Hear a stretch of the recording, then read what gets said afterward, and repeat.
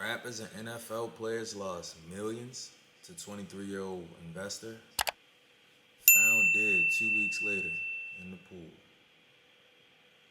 Oh yeah, we gotta get into this. No, you feel me? So I want to make it a TV series where people can literally come through and be like, yo, damn, episode 1 he did this, episode 2 he did that, episode 3 was lit, you know, like little stuff like that. And I hope y'all can see the vision, and I hope y'all like the vision. And then yeah, I'll catch you on the flip side.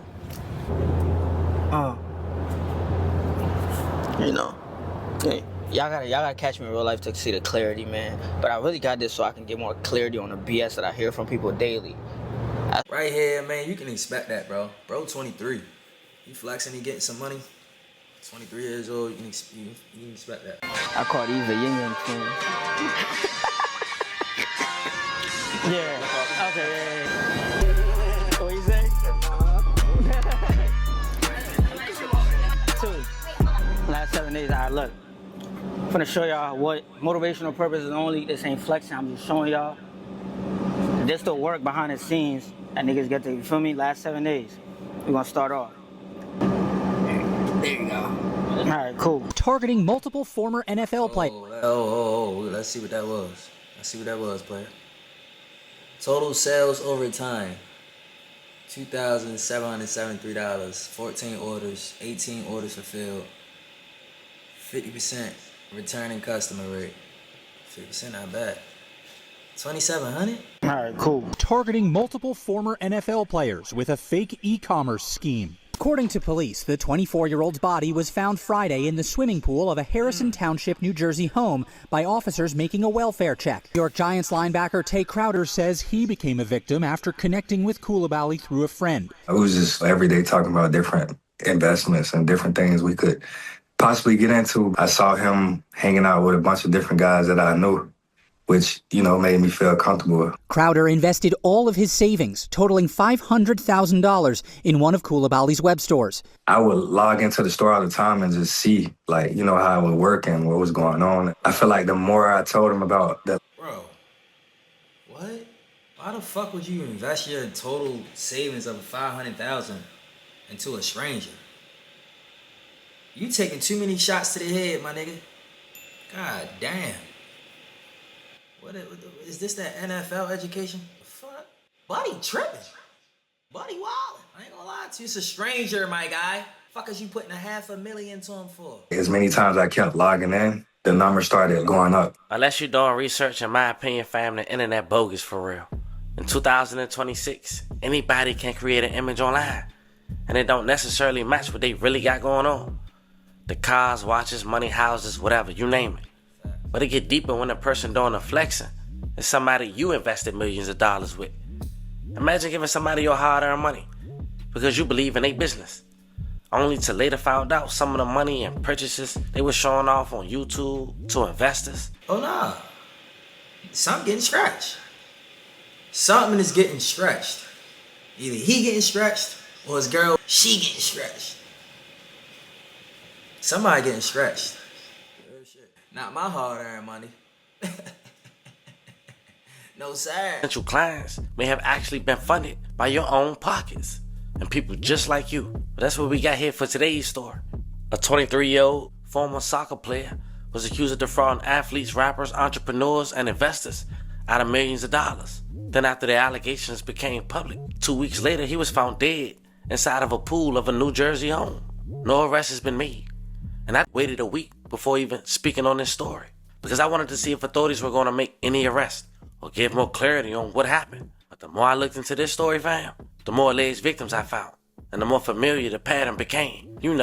Wealth, flash the purchases, make the business look successful. But when it came to the actual product, folks was quiet as a mouse. What you say? 2. Last 7 days, I look. I'm finna show y'all what motivational purpose is only. This ain't flexing. I'm just showing y'all. This the work behind the scenes that niggas get to, you feel me? Last 7 days. We're gonna start off. There you go. All right, cool. Go to analytics for y'all real quick. The next brand, last 7 days. See that? 4,700. Last 7 days, 7,100. You got it? Yeah. I don't know if y'all know math, but I know math. That's 30 days. 17 buckaroons. We call these buckaroons. You feel me? And then look, I ain't done, man. Look, this is motivational purposes. You feel me? I'm gonna show y'all again another brand last 30 days. So now look, look, we're gonna come here. You can see this? Alright, cool. Now we're gonna go to last 30 days. Yep. There we go. 61. That's about, if my math correct, that's about 100 plus in a month. Motivational purposes, man. Look, just telling y'all, like, that shit ain't just like, you feel me? Like, I don't just wake up and do these things right here, you feel me? This is like, it takes real work, like, you feel me? All this takes real work. People look at my social media, they don't know what's behind the scenes, but they don't really dig it. I manage and run over 80 plus brands, you feel me? And it's like, that's how the layout is. On a monthly basis, bringing in at least 400 to 500K, easy, off of just managing brands. Like, that's like easiest part within this. Do everything from top to bottom. Like, the work ain't easy, bro. You gotta do the work to live this lifestyle. But today, we're gonna cover who this 23-year-old man is, how he managed to scam established men with millions of dollars, older than him, some his age, and some with far more experience with life. He ain't make it to the league, so he made it a priority to scam the people who did. You go through my social media, I don't post my family, I don't post any of that, and that also goes back to the factor of safety. I don't post my close friends, I don't do none of that, because I care about their safety. That goes into, if I'm in a relationship, I don't post my girl, I'm not going to do that. That goes in part of safety, because, honestly speaking, more than likely, people have less of a chance of getting to me. Bro, talking like that, as a professional businessman, that's a red flag. That's screaming scam. You doing something to be putting your family in danger. That's screaming to me. But you might, that's a different level, because you don't have that light on you where somebody might attack you to get at me. So just all of that things, like social media, you gotta use your social media as your portfolio, your resume. Yeah. I post on social media, I log off. I go back, see the comments, whatever it is. Like, okay, cool. I live my life. There's so many. I probably post 20% of my life on social media. The other 80 is just living in the moment. Just doing what I'm doing, not really posting it. I'll post either then and there if I got something coming up, if I want to get my engagement up, or like if I just, because I know a lot of people look at my posts as more. Me and Lil talked about it before. It's easier to it's hard to stack $1 million and create something that's generating $100,000 a month. That's hard. Yep. It's easy to go pull a trigger. It's easier to go rob somebody or pistol whip somebody. So it's easier to get a name that way. Yep, exactly. It is easier to get a name that way, and that's why a lot of people just glorify that life and want to do it that way. Obviously, some people don't have no choice. That's also a big part of it. Some people are born into it. But do you have a choice, though? Because you could have said that, too, when you were growing up, that I didn't have a choice. Right. And I could have committed crimes and helped my mom make the bills, and me and my brother were sharing a jacket. Right. But you didn't. So everyone does have a choice. Yeah. I get some situations, and I'm not saying everyone has a choice. There's somewhere it feels like your back's really to the wall. Exactly, right. But majority of the people do have a choice. Yeah. They just gotta be a thinker. Yeah, but he had a choice too, and it was crime. And according to recent reports, he ain't have to use a pistol to rob these people. And it seemed his way was far more lucrative. And it's the reason he didn't feel comfortable posting his family. Now fam, that was Muhammad Koulibaly. He played football, basketball, and soccer. His main two was soccer and football. That's him doing an interview almost 2 years ago. There he spoke on his rise to fame. His dad having 2 wives, him moving from Africa to France, France back to Africa at 5, and Africa to America at 8. He said when his family, his mom and his 2 siblings, got to DC, they went with their uncle, who worked for the embassy of Mali, West Africa, where he was from. He said he basically lived in the living room until he was 10. His mom had moved to Philly. And at that point, the mom had found a somewhat stable job in housekeeping at a local Marriott. He said at that time, his mom, she said, let's just stay in Philly, and which they did. He ended up going to Temple University for college, well, at least for a semester. He attended during the 2020-2021 academic year and studied business management. His alleged scam was taken off. He said he had a shoe business that he allegedly sold for $2 million straight out of high school, but he didn't give out the shoe business name. Now we end up playing professional soccer and somewhat elite, but they didn't last for long because he didn't like the money. And instead, he went about going things this way. As mentioned, he only 23 years old. All of this is relatively new. Even him attending Temple University. You're on private jets every other week. Yeah. You're going to these islands. You know, you're the rappers, the artists, the athletes that you looked up to. They're your best friends now. real So you know rap. that's motivation to people. You know, so it's like people don't see a lot of those things as possible. But I always tell people, stay true to yourself, stay genuine, don't chase money. The money will come to you if you do those two things. And then your work ethic plays a big factor into people. It's always one of these type, and it's high, ethically, morally, coded, characteristic type of shit. He's scamming the fuck out nigga, robbing their ass bomb. And the people respect me. You know, a bunch of my closest friends are some of the rappers, athletes, and they're all literally 8-10 years older than me. And they respect me as such because they know I'm young, but I've also worked hard. And they know like I didn't. If I was one of those kids that just had rich parents that just got money, It'll be different. the respect level will be different. Yeah, You know, yeah. it's just like they know I've struggled. I probably struggle more than them. So it's just like more so like for me being this young and being as wise as I am, as understanding as I am, plays a big factor in that respect level, and that's why a lot of people are so drawn to me. I don't meet a person that got any ill intention towards me or say, you know what, I don't like him. If it's that, then it's just that, you know. But it's like for me, in my experience, I've never met anybody that felt that way because I'm genuinely me to every and anybody. My intentions are always pure. Obviously, you know, pure intention doesn't mean you don't make mistakes. We're human, you know, so it happens. But you know, it's all about how you fix those mistakes. And despite everything that you accomplished, bro, like when I first met you, like I sensed like a pure soul. You feel me, bro? Yeah. Real rap, I'm like, bro, all right, real rap. You giving the youngest game on Exactly. how to get into the private jet business and everything, bro. Like, so I'm like, yo. And then I showing fool them with it. numbers, showing them real numbers, Yeah. like, because that was my biggest thing. I had to see it to believe it. Yeah. That's how it is. A lot of people see it, but like they don't believe it. That's how it is with like my social media. I'll show the lifestyle because tell people like, yo, this is a real thing. This is what's going on. Like this is the world outside of your environment. You know, and then you know this is the money that you're able to. You can make this money. Having $100 million is obtainable. My biggest shock. One of my closest friends, his dad, showed me a bank statement with $1 billion in it. $1 billion in cash in a bank account. That opened up my mind. Now it's just like, damn. Oh, it's Once damn. you see possibilities, Exactly. Once Like you see it's possibility, there. it's there. Muhammad's company, Motion Venture, pitch was supposed to be a turnkey Shopify e-commerce business. Investors could put money into fully managed Shopify stores.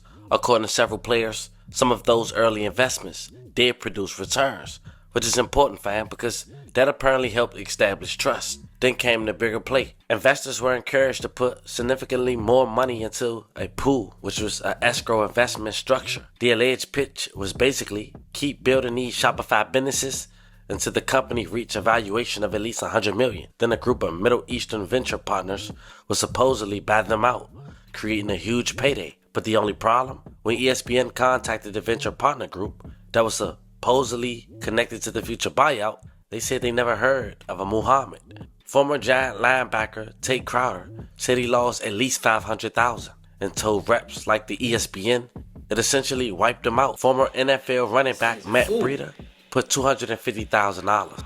Another former NFL player reportedly put $675,000. Oh hell no. And some individual investors lost more than $1 million. Even Seattle Seahawks general manager John Snyder invested in laws, according to the Seahawks spokesperson. Then the name dropping gets crazy. In November 2025, Motion Venture Pitch Deck reportedly listed NFL players, Philadelphia Eagles players, and former All-Star John Wall, professional soccer players, YG, T Grizzly, and other notable client and partners. But ESPN specifically say it's unclear whether many of those people even know their names were being used or were investors at all. And at this point, as you saw earlier, he was making YouTube vlogs, flaunting the wealth, showing pictures he had with Robert Kraft and Jay-Z. I'm gonna drop all the good stuff you done. You feel me?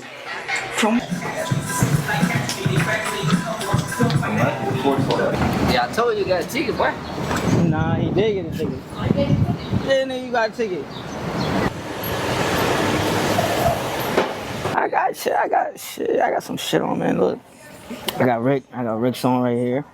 I ain't gonna lie to you, this joint thrifted, man. You know me, I'm a real fashion nigga with it. LV, shout out Skateboard P. I ain't gonna lie, this one's Zara, man. Y'all know I get a little crazy with the, hey, a little wrist work. Skelly, this ain't the regular one. Stop playing. Wrist costs about $75 for both of these. Yeah, I call these the yin yang twins. Yeah, okay, yeah.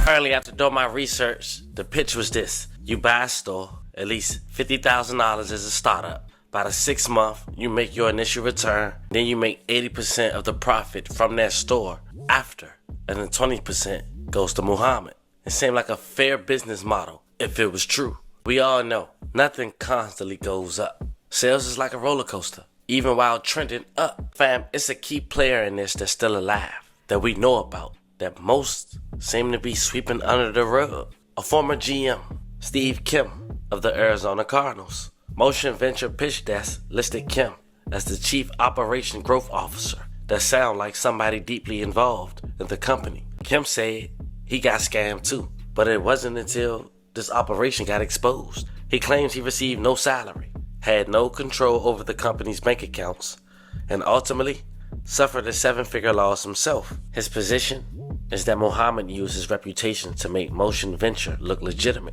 You ask, who working for free? What happens when the people being presented as executives and credibility pieces may actually be victims themselves, if you want to believe that? And this is where another individual by Barry Minkno comes into the picture. His angle gets really interesting. Barry Minkno filed the February 23, 2026 complaint with the SEC Whistleblower Office, FBI, and Pennsylvania banking regulators after being hired by 3 investors. And Barry himself is a convicted former fraudster who served prison time for fraud and now investigates financial crimes. I guess it take one to know one, huh fam? A convicted fraudster who now investigate financial schemes was hired by investors and helped bring the allegations to regulators. Then you have the collapse. Investors say their contracts came due. Muhammad repeatedly blamed banks, money holds, overseas partners, and delays. Then on July 15, 2026, a Burns public report had went public. Muhammad responded to the New York Post saying he strongly Never understood how these niggas be running these scams and expecting not to eventually get caught. And you dealing directly with them. It ain't like, you're a faceless, like you got, it's an account online or some shit like that. Bro, you dealing with these people directly, bro. a number of the factual assertions. Then at approximately 2 weeks later, on July 31st, his family requested a welfare check. Police went to his home in Harrison Township, and he was found dead in a swimming pool. And this is the part I would be extremely disciplined when telling you this.